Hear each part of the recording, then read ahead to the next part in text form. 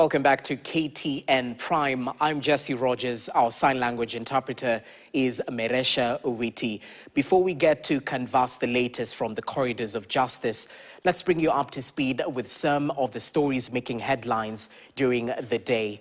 Now, former Chief Justice David Maraga was earlier today dramatically arrested in the company of other protesters who are opposed to a plan to excise 75 acres of Nairobi National Park for the Bomas International Convention Center parking lot. Rights activists have condemned the arrest and the plan to hive off the national park for the facility. However, Kenya Wildlife Service says the proposed facility will occupy approximately 89 acres, representing just 0.31% of Nairobi National Park, and that no protected land is being removed from conservation use. Agutu Rosa with the details.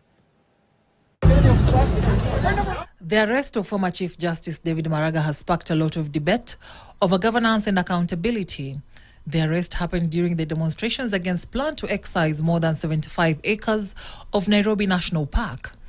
Maraga was released but refused to leave the station unless the other members were also released. I'm okay. All right, so we saw people with their faces covered. They were non-uniformed officers, and they proceeded to violently disperse the procession. Once again, we need to ask, has Article 37 died, or did we somehow give it a pause? The arrests and reported acts of intimidation against those raising legitimate concerns about the future of Nairobi National Park represent a dangerous assault on civic space and democratic participation. There has been considerable public debate regarding the project, with some critics raising concerns about conservation and land use. However, project proponents argue that the discussion should be guided by facts. According to the Kenya Wildlife Service, the project is not a commercial development, not a land grab, and not the dismantling of Kenya's natural heritage. Instead, KWS describes it as a conservation and wildlife rescue facility designed to improve veterinary care, wildlife rehabilitation, conservation education, and visitor management. KWS says the proposed facility will occupy approximately 89 acres, representing just 0.31% of Nairobi National Park. Another point of contention has been the nature of the site itself. While some claims suggested that forest habitat will be destroyed, project documents indicate that the selected location consists largely of open grassland with minimal indigenous tree cover.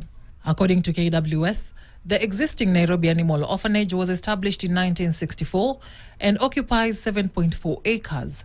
Over the decades, wildlife rescue operations have expanded significantly due to increased human-wildlife conflict, urban wildlife rescues, snaring incidents, and the growing number of orphaned and confiscated animals requiring specialized care.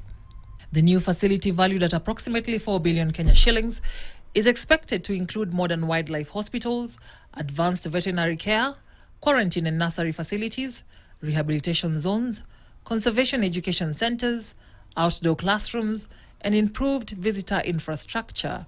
But activists are raising concern about the long-term impact on Nairobi National Park and the precedent such developments could set for the protected areas. As the debate continues, the arrest of former Chief Justice David Maraga has added a political dimension to an already contentious issue, with conservationists, activists, and government agencies remaining sharply divided over the future of the project and the protection of Kenya's environmental heritage. Agutu Rosa, KTN. Well, we understand the protesters who are in police custody